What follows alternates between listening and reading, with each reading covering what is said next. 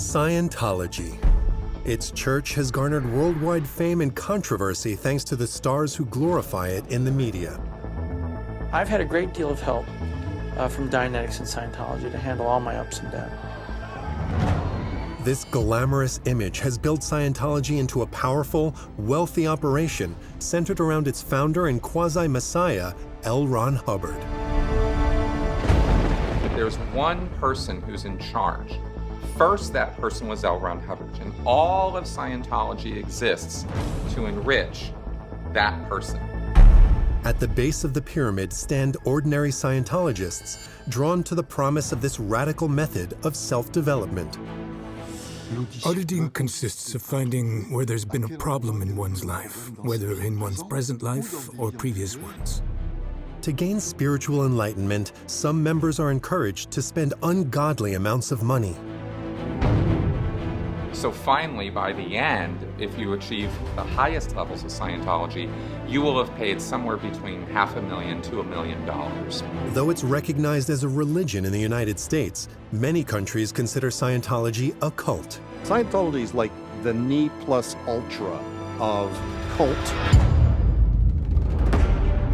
According to former members, church leadership training demands military discipline that goes beyond inhumane.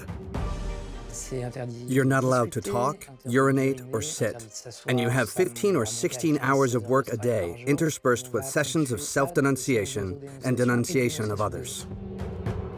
And if members dare to leave Scientology, they face hounding and harassment. I'm a private investigator, and I'm investigating you on your actions against the Church of Scientology. By the Office of Special Affairs, Scientology's secret service. It's an absolutely abominable combination of the Holy Inquisition and the KGB. Critics argue the Church of Scientology used covert, illegal means to change French law and prevent the dissolution of the Church of France. Never in the judicial history of this country have so many things occurred that escape all comprehension. Nothing can stop the Church of Scientology. How did Scientology become Scientology? How is it structured? What are its provocative recruitment techniques? And how did this divisive operation manage to spread its tentacles around the world? Now, join experts and former ranking Scientology members as they unmask one of the most powerful, self-styled religious organizations on the planet. The Church of Scientology.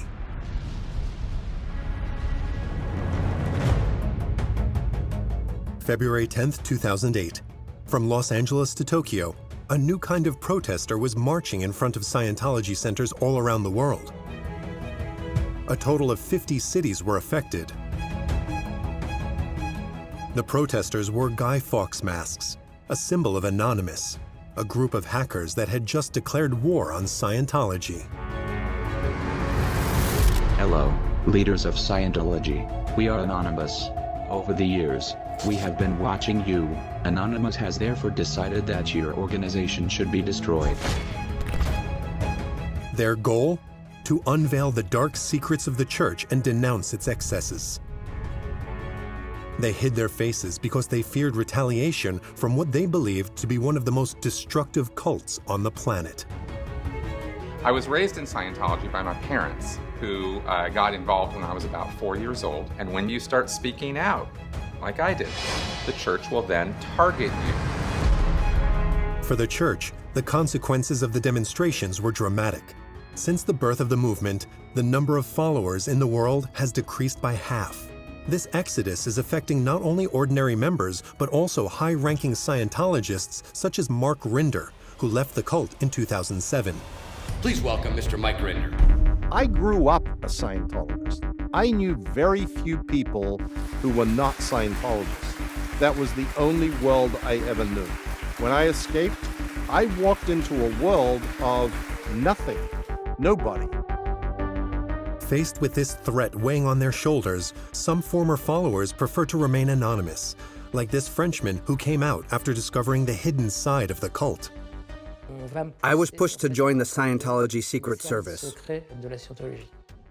I had the opportunity to see and read documents that spoke of kidnappings, trafficking, attempted murders, and wiretapping, all to harm people and the so-called enemies of Scientology. Most of the people appearing in this documentary have already been sued by Scientology, which denies their claims. They run the risk of being targeted by a legal offensive once again. This program that you're making today will obviously be scrutinized. People will be interested in you and in me. They've been interested in me for a long time. Hello and welcome.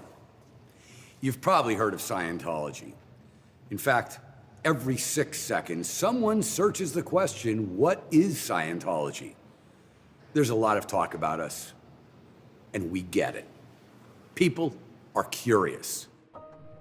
This man speaking out in defense of Scientology is David Miscavige. He is keen to represent a polished vision of the church he has been leading since 1986. Our approach is new, our answers are new, and that Scientology is not just something you believe in, it's something you do. This modern presentation is the image that Scientology offers to future followers, that of a method of personal development based on the conviction that human beings have unexplored potential. Scientology presents itself to the public as a spiritual organization, a religion even, that exists to help people improve themselves.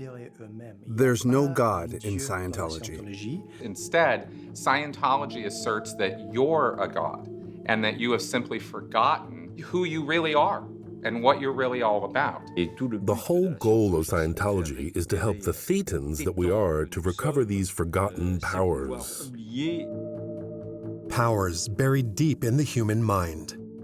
To explain this, the church bases its doctrine on reincarnation and puts forward the idea that humans are immortal spiritual beings called Thetans. And the idea in Scientology is that you have lived a nearly infinite amount of time in the past, and you cannot die.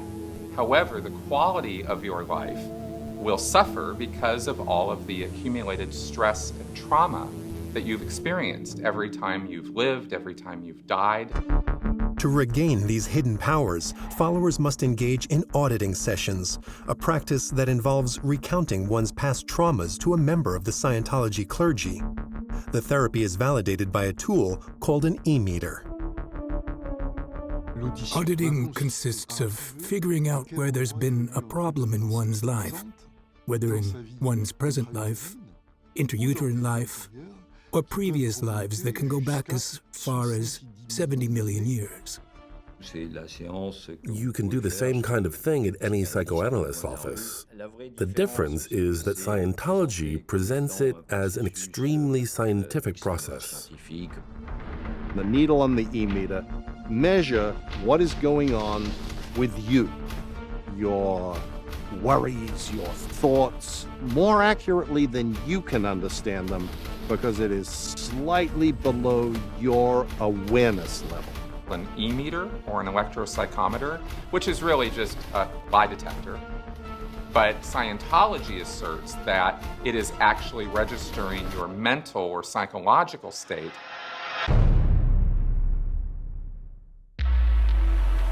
Auditing sessions must be paid for, just like all the other courses and technologies offered by Scientology. Scientology is not free. You have to pay. It starts off $50, $100 for a course or for some auditing, but very quickly those prices escalate.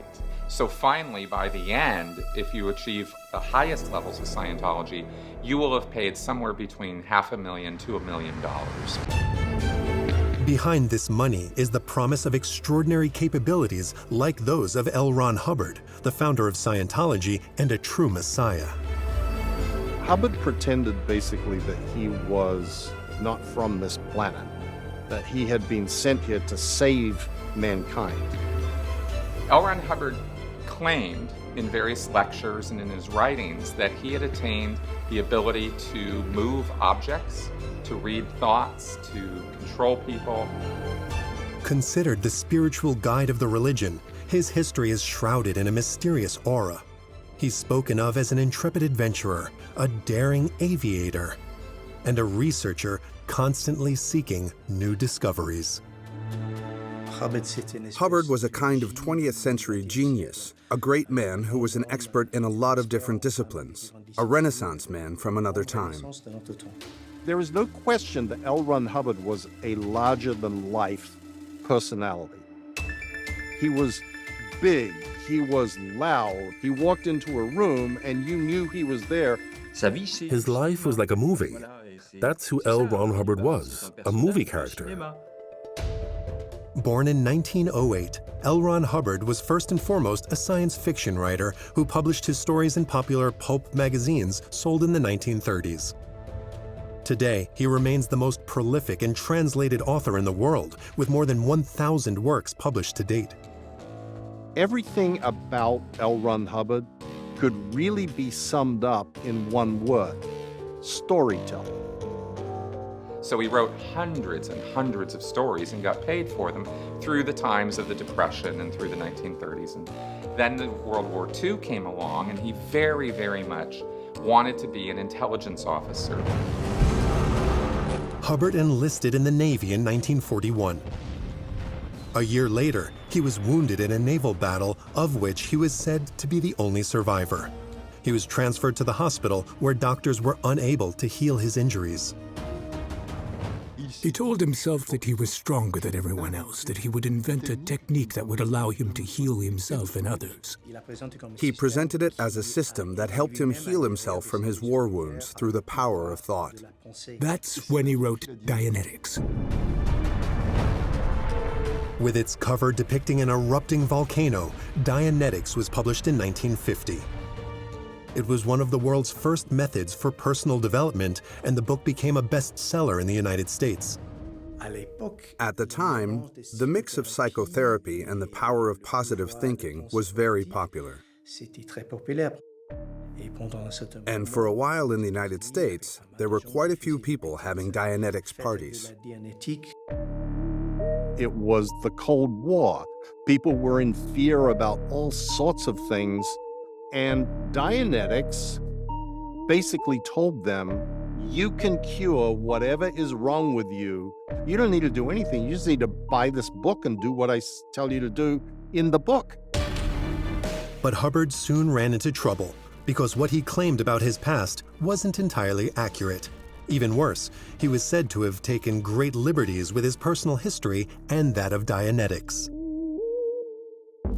The truth of the life of L. Ron Hubbard is quite different than the story that he presented of his life. You know, he claimed that he was a war hero. He was not. He claimed that he was a nuclear physicist. He was not. His life was a series of failures. He failed out of college. He did not do well professionally. The only skill he really had was writing stories. He had a knack for transforming those failures into successes. That was his strength. L. Ron Hubbard was constantly rewriting his history to make it fit his plans. Navy records released in 2013 show that he didn't take part in any battles. During World War II, he was hospitalized not for war wounds, but rather stomach ulcers. The story of Dianetics was therefore a myth, and the scientific community began to question Hubbard's method. A number of medical associations came out and said that what he was doing didn't meet the criteria of medical practice as we understand it. He was making claims that he could cure leukemia and cancer and bad eyesight. And these were medical claims. And Hubbard didn't know anything about science because he'd failed out of college. Those critiques carried more and more weight in public opinion, to such an extent that it started to threaten his business. He said, I can't keep pushing a science because actual scientists keep telling me this doesn't work, it's not science. So he went, well, religion. That's how I can get away with this. In 1954, he founded Scientology, a pyramidal structure that relied on local churches. They disseminated the theory of Dianetics and audited followers.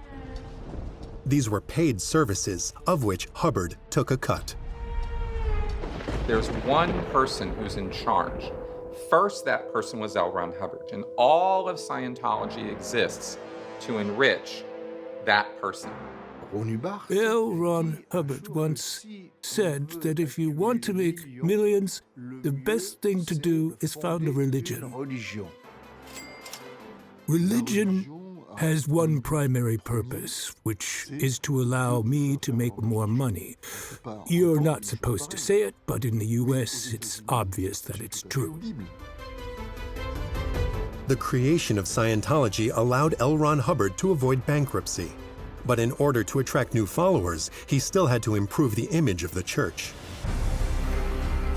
In the mid-1950s, he came up with a formidable marketing strategy, a plan that capitalized on the American audience's love of movie stars. His goal was to get people talking about him, to try to get as many members as possible, to bring in as much money as possible. In the mid-1950s, L. Ron Hubbard realized that celebrities were idolized by the general public. They are seen as the model or epitome of success. And L. Ron Hubbard realized that celebrities could help forward the message of Scientology, because if a celebrity was a Scientologist, that would be proof that Scientology works. Hubbard designed places to help celebrities in their careers while teaching them the philosophy of Scientology. Celebrity centers. The idea of these organizations is that they are there specifically to reach and suck in celebrities. Basically, they offer people in the artistic field who have a certain potential, but who are at the early stages of their career, and offer them the best conditions for their development. Then, if a person succeeds, the church says it's because they followed the teachings of L. Ron Hubbard. The first celebrity to glorify Scientology was John Travolta. Quite the catch. Just before the actor's career took off with the release of Saturday Night Fever in 1977. I've had a great deal of help from Dianetics and Scientology to handle all my ups and downs. I've had enough success to prove it a valid form, you know.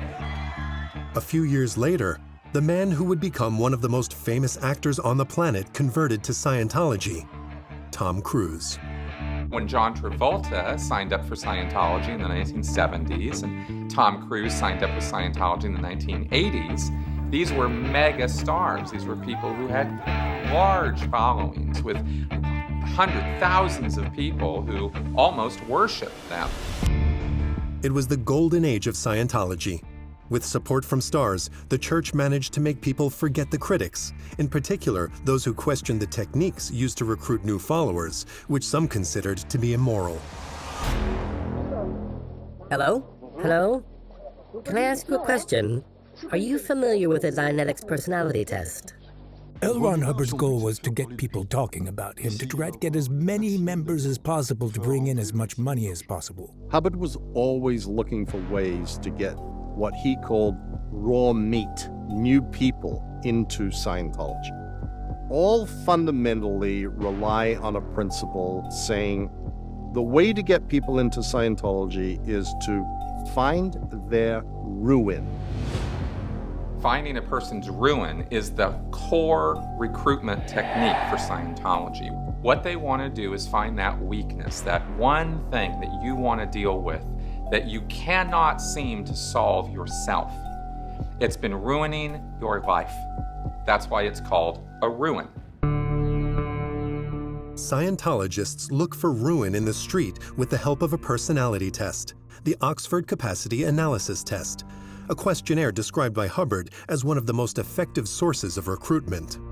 This is a series of 200 questions that Scientology passes out to people and encourages them to come in and find out about yourself and learn about what you need to improve your life.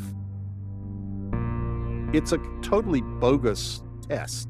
It was invented by a woman in Los Angeles who had absolutely no credentials to do it. There are 200 questions and the results are always the same. Oh yes, you're not doing well at all. You're lucky you met us. But with that test, you always lose, every time. There were people in tears, people who had been having an absolutely normal Saturday afternoon and were smiling at 4, but by 6 they realized that they were terribly disturbed and sick, that something had to be done immediately. And then as soon as they find something the person will agree with, they burrow in on that, this is now their ruin, and say, Scientology can help you with that. Oh, we have this communications class. Oh, we have this class in how to overcome the ups and downs of life. And if you take this class, you won't have that problem anymore. Well, where do I sign up? And that's how they get people in. That's how they got me in, and that's how I got other people in. These recruitment strategies allowed the church to expand its ranks starting in the late 1950s. This growth attracted more and more attention from the authorities as Hubbard continued building one of the most scandalous structures in the world. In the 1960s, the Church of Scientology was in the crosshairs of several governments for the illegal practice of medicine and personal enrichment. To escape sanctions, Hubbard bought a fleet of ships and hid in international waters. The Sea Organization was born. Hubbard was under attack by governments in the UK and the US, and he took off, bought a ship, took the most dedicated Scientologists and went sailing in the Mediterranean in order to avoid government oversight, so it started being called the Sea Organization. In the service of its leader, the Sea Organization is modeled after the US Navy Hubbard served in. It adopts many of its codes, including the uniform. The Sea Organization is a paramilitary outfit. They use naval symbology and ranks and ratings, and they salute.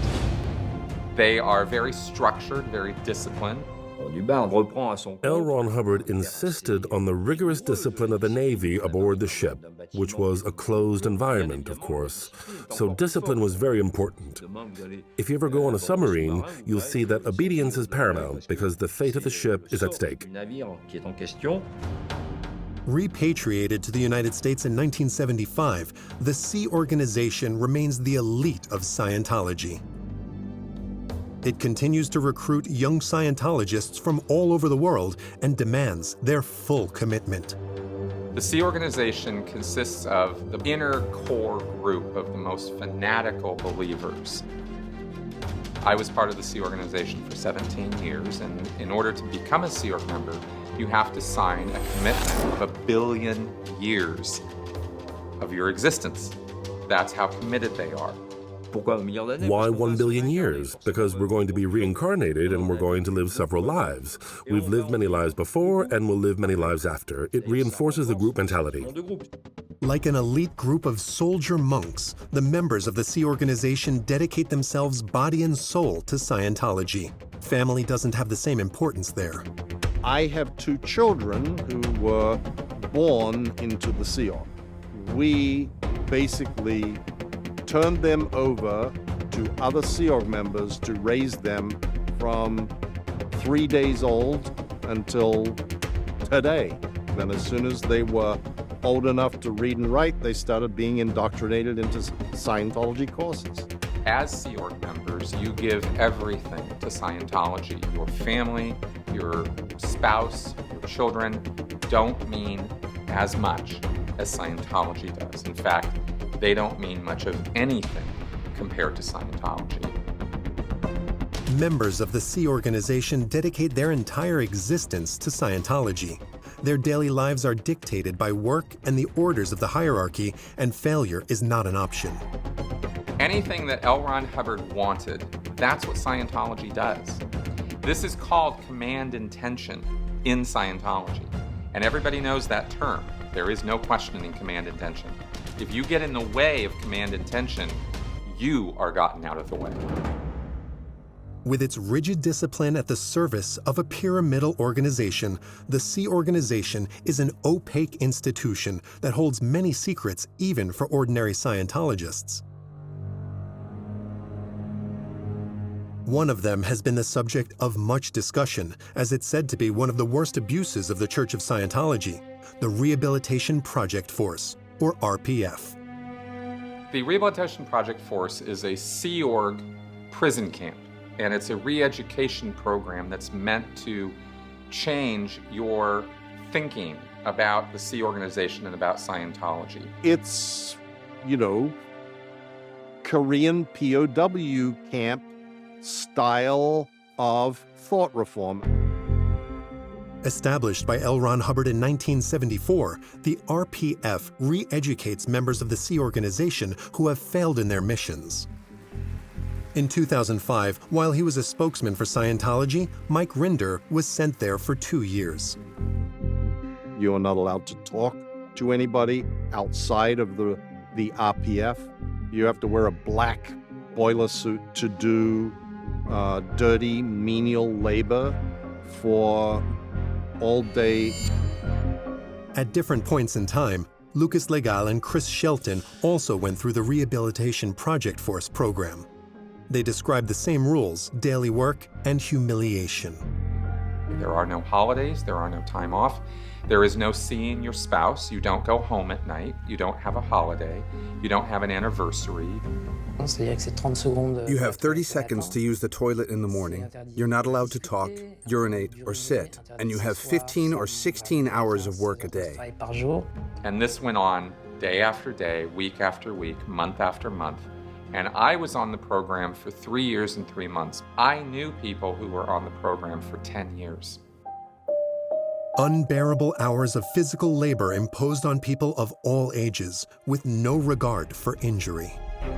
I broke my finger, and I was not allowed to go to the hospital for 24 hours. They just said the pain only existed in my head, and I didn't need medical attention. Others describe alleged torture sessions, attended by the head of Scientology himself. David Miscavige was quite fond of witnessing the torture of his own employees. I remember sessions where they'd leave you outside under the hot California sun for 3 to 4 hours at a time. Then they'd lock you up, tie you to a chair underneath an air conditioner, and throw buckets of ice water in your face for 30 to 60 minutes. At their wits' end, some Scientologists decide to leave the organization before the end of the rehabilitation program. Lucas Legall, on the other hand, chose to complete the program before fleeing in 1982. A spectacular escape from the Scientology headquarters in Hemet, California. I knew I had to leave. I made my escape plan. I looked for weak points in the 4-meter-high fence with spikes inside and out. I took note of where the cameras were and I watched the rounds, because obviously there were guards doing rounds. On his 18th birthday, Lucas got up at 4 a.m. and pretended to go to the bathroom. I escaped in my boxers and a t-shirt. I found myself alone in the California desert at 4 a.m. with only a little money and my passport. I lived a few hours of terror, because now that I was out, I didn't want to be caught. Lucas headed to the Los Angeles airport with a single goal in mind: to return to Paris. When I got to the airport, I was still scared to death. I bought a one-way ticket to France. At one point, I heard my name being called over the airport loudspeaker. They had come to the airport to pick me up. I changed my flight to Paris for one to Berlin, thinking that once I got to Berlin, I'd take another flight to Paris.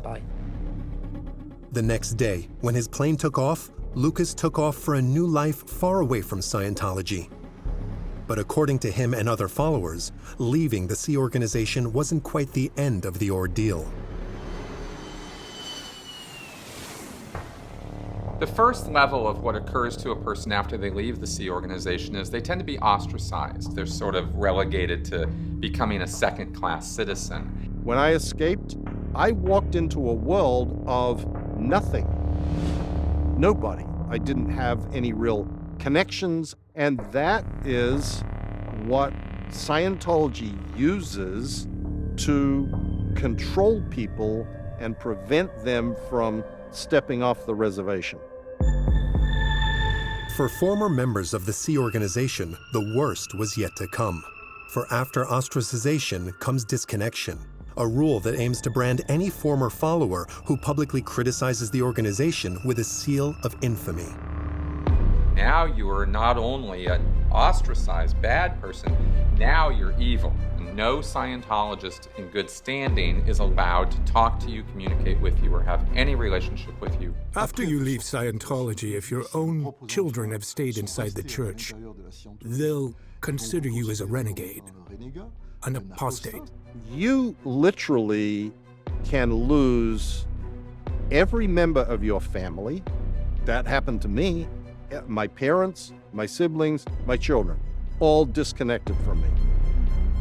This rule originated in the 1950s when Hubbard created the church policy for suppressive persons, a fighting term that refers to any person or group that hinders Scientology. They become the target of the Fair Game, or Black Propaganda program. And you are now, as a suppressive person, subject to what's called fair game. Scientologists can stalk you, harass you, sue you, attack you physically, do whatever they want. You're fair game. This black propaganda is orchestrated by what some describe as one of the most shocking parts of the Sea Organization, the Office of Special Affairs. If former members of Scientology or if government agencies were to try to take action against Scientology, it would be the job of OSA to deal with them. And by deal with them, I mean get rid of them. It's an absolutely abominable combination of the Holy Inquisition and the KGB. It's a political police force that hunts down opponents of Scientology. To my knowledge, there are no other religious organizations that have developed anything like it. Mike Rinder is one of the few experts who knows the Office of Special Affairs well. He led it during his time at the head of the organization from 1982 to 2005. My duties in the Office of Special Affairs were the eradication of attackers through payoff, through legal cases, through intimidation, whatever means necessary to accomplish that end remains the modus operandi of the Office of Special Affairs of Scientology to this day. It's a secret modus operandi that Mike Rinder didn't forget when he left Scientology. This knowledge makes him one of the greatest threats to the church. The former head of the Office of Special Affairs has now become a target himself. Scientology has done its best to intimidate or harass me to not speak. Since leaving Scientology in 2007, Mike Rinder has been filming the harassment he claims to have been subjected to every single day. Vehicles that track him on a daily basis. Oh, he's gotta run. Which he doesn't hesitate to pursue. He's going over the curb, amazing. A camera hidden in a neighbor's birdhouse to monitor his house. You can see also, if you look inside these holes, there's no birds, there's no seed. Even Mike Rinder's garbage cans have been stolen by strangers. Who are you getting that for? That's my garbage. Garbage? Yeah, it is. Mike Rinder. And to increase the pressure, Scientology sends private detectives paid up to $10,000 a week. You don't know who I am? My name's private investigator, and I'm investigating you on your actions against the Church of Scientology, but also you as an accomplice to mortgage fraud. When they can't find anything else, the Church of Scientology uses its ultimate weapon, family. The primary means of harassment is by putting out internet sites, using my daughter in particular. As the daughter of Mike Rinder, I felt like I didn't have a father. None of those campaigns have been successful. They haven't stopped me from speaking, but they continue because that's what the Hubbard policy says. There are other groups of sectarian nature that use black propaganda techniques or techniques similar to those used by Scientology, but it's not on the same scale. And that's how Scientology deals with its critics and deals with its former members. It's vicious, it is incredibly vindictive, and there is nothing good about it. It's an organization that believes it isn't subject to the laws that govern us because it works for humanity, for the happiness of humanity. That's what it claims, at any rate. As soon as it was created, the Church of Scientology sought to obtain an extraordinary legal status, a legal protection for which it would fight with all its might, and which was the most crucial step in its entire history. To understand, we have to go back to January 24th, 1986. When David Miscavige, a 26-year-old auditor and cameraman, announced Hubbard's death. At 2000 hours Friday, the 24th of January, AD 36, L. Ron Hubbard discarded the body he had used in this lifetime for 74 years, 10 months, and 11 days. It was probably the first time most Scientologists had seen David Miscavige's face.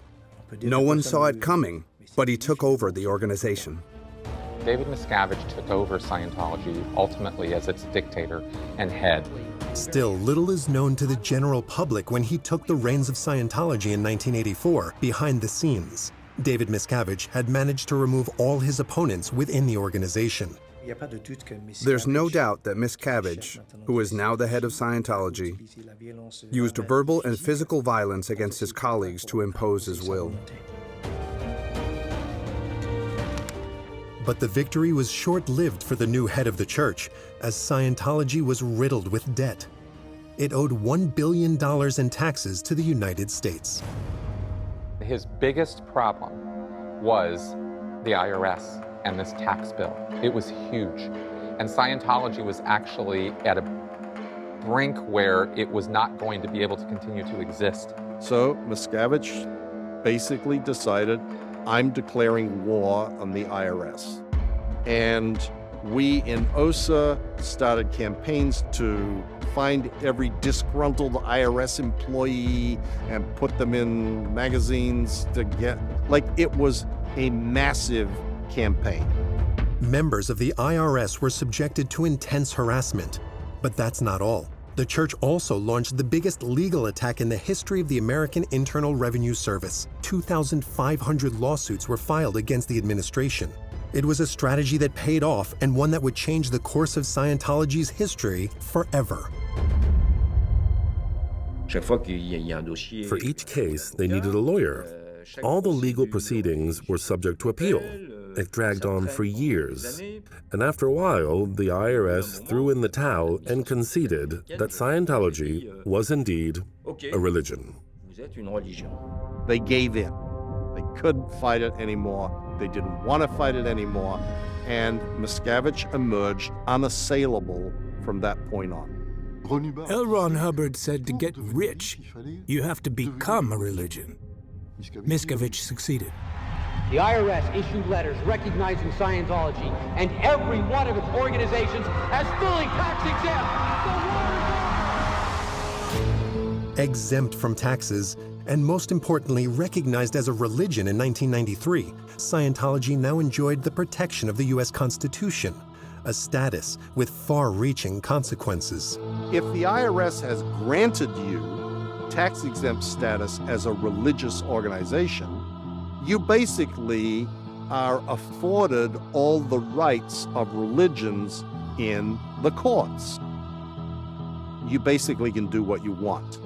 Child labor laws can be violated, educational standards can be violated, children can even be abused, adults can be abused, and they get a pass because it's a religious activity. I can't stress enough what a victory this was for David Miscavige and for Scientology's continued existence. After triumphing in the United States, David Miscavige, the new leader of the cult, had a new goal: to conquer the world. On the other side of the Atlantic, in France, Scientology wasn't much of a concern in the 1990s. Before, people in sects were thought of as mild-mannered and enlightened. There might be a few problems from time to time, but nothing serious. Then the shock of the 2 Solar Temple massacres occurred. On the night of December 15, 1995, in France, 16 people committed suicide in what appeared to be a ritual massacre. These tragic events prompted the courts to take an interest in sectarian movements. That was the turning point in the fight against cults. They entrusted the task to the French National Police, and the first organization they looked at was the Church of Scientology. A severe sentence from the Criminal Court of Lyon for the president of the Church of Scientology. 3 years in prison, half of which is a suspended sentence. Under surveillance by the intelligence service, the church was powerless to prevent 15 of its members from being convicted in Lyon in 1996. It was the first time the cult's methods had been analyzed so closely in France. At the Scientology headquarters, news of the judgment was badly received. Behind the scenes, the church began preparing its counterattack. Once they had gained the status of a religion in the United States, they used that newfound respectability to start lobbying. They got the IRS and other government agencies to write letters to the other government and pressure them to recognize Scientology as a religion and say that they should be supported. In the 1990s, there were U.S. government officials lecturing their counterparts in Europe to try to get them to take some pressure off of Scientology. The tension between the two allies was at its peak, but one man embodied change and tried to calm things down: Nicolas Sarkozy. Recently appointed Minister of the Interior, he was convinced that the road to the French presidency went through Washington and sought to give tokens of friendship to the Americans. In Nicolas Sarkozy's entourage, a certain number of advisors believed that the Church of Scientology was the victim of a kind of witch hunt, and that it was wrong to prosecute or persecute it. According to a former agent, the intelligence service was forcefully asked to back off Scientology. This was a godsend for the church, which sent its best ambassador to meet Nicolas Sarkozy, Tom Cruise. What are you doing here? Nicolas Sarkozy was Minister of the Economy, and there were photos in Paris Match magazine with Tom Cruise acting the star on board a riverboat taking him to the Ministry of Finance in Bercy. Nicolas Sarkozy was very happy to appear with Tom Cruise, but he was more than just the star of Mission Impossible and the handsome kid from Top Gun. He was also a leader of the International Church of Scientology, with whom France was in a legal dispute. Sarkozy said he met with him because he was interested in cinema and Tom Cruise's movies. Tom Cruise said that he was there to talk about Scientology, and by talking about Scientology, he meant trying to get it recognized as a religion. Nicolas Sarkozy, the future French president, seemed prepared to ease the pressure on Scientology, but only in appearance. The movement was about to face the most serious threat in its history in the country. It all began in 1998, when a former follower accused it of fraud by an organization. In just 2 months, she spent 140,000 francs, the equivalent of more than $23,000. The case seemed trivial, but 11 years later, it led to the biggest trial of Scientology in France, where the cult was threatened with dissolution. The stakes in the 2009 trial were very high, because if they were convicted, how could they continue to function? That's why the legal battle was so brutal. While the case raged on at the Paris Court of Appeal, the Scientology trial had an extraordinary outcome. Something happened that seemed almost, how can I put it, supernatural. When I testified in court, all the Scientology lawyers were there. I expected them to destroy me. Much to my surprise, nothing happened. They discovered that the text of the law the prosecution had built its case on had been modified by the National Assembly, and that the option of dissolving the legal entity of the Church of Scientology was no longer possible, because the penal code itself had been altered. The law that allowed the dissolution of Scientology had been changed, so it was an unexpected reversal. A change in the obscure law allowed the church to escape dissolution. It was a surprising reversal, as this was not the first time the French justice system had blundered in its prosecution of the Church of Scientology. Documents in this case against Scientology had disappeared, and contrary to normal procedure, no copies of the files had been made. As a result, such disappearances led to the dismissal of all or part of the case. 2 years later, the sealed files for another case involving the Church of Scientology were destroyed, supposedly by mistake. It was found that sealed records had been burned. All the evidence against the Church of Scientology was no longer needed, so it was incinerated. These anomalies in the French judicial system remain unexplained to this day and still disturb experts on Scientology. Never in the judicial history of this country have so many things occurred that escape all comprehension and logic. Nothing can stop the Church of Scientology. And yet, on the other side of the Atlantic, Scientology's decline was already underway. The danger came not from the courts, but from a technology that was increasingly widespread and that would change the fate of the church forever. The internet has found its way into homes all over the world. Behind their computers, former followers started speaking out against the church, a cause taken up by young hackers united under the banner of Anonymous, leading up to a final confrontation. Out of nowhere, suddenly there's people outside of Scientology organizations all over the world wearing Guy Fawkes masks and saying, we're going to expose everything about Scientology to the world. And Anonymous was providing facts and evidence of Scientology's abusive practices. And people went, wait a second, this isn't right. And the media then started paying more and more attention to that. Tainted by the Anonymous protests, the image of Scientology changed forever in the years that followed. The mainstream media was no longer afraid to attack the church, causing mass defections. David Miscavige physically assaulted me 5 separate times. And what does everybody in the room do? You don't want to do anything that will attract attention to you so that you're the next one. That hurt Scientology badly. One of the reasons why Scientology is losing so many followers is that people who have suffered inside the church are releasing accounts of what happened into the public domain. Some very high-level defectors started talking very openly about the abuses at the very top of the organization. It's impossible to know how many Scientologists have left the organization since the late 2000s, but it seems to be a very large-scale exodus. Some people estimate that there are now only 30,000 members left around the world.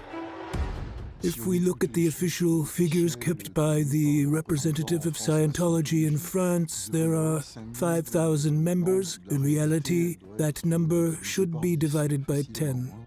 Scientology today is a pale shadow of what they once were. It's a very small group. And people think that there are millions of Scientologists. It's because Scientology keeps saying that. And I happen to know from when I was in Scientology, I saw the numbers. And they were not millions of members. They never had millions of members. But the cult of L. Ron Hubbard hasn't had its final say. With a real estate portfolio estimated to be worth several billions of dollars, its resources allow it to maintain considerable influence as it prepares for a great comeback. Today's Scientology is shriveling. It is shrinking rapidly. But don't misunderstand that. Scientology actually could have a comeback. That's not a joke. It could happen easily. It's becoming, in some ways, more dangerous because the remaining people are more fundamentalist France seems to be particularly targeted by Scientology's policy of renewal. The Church of Scientology recently acquired a building very close to Paris to establish their French headquarters.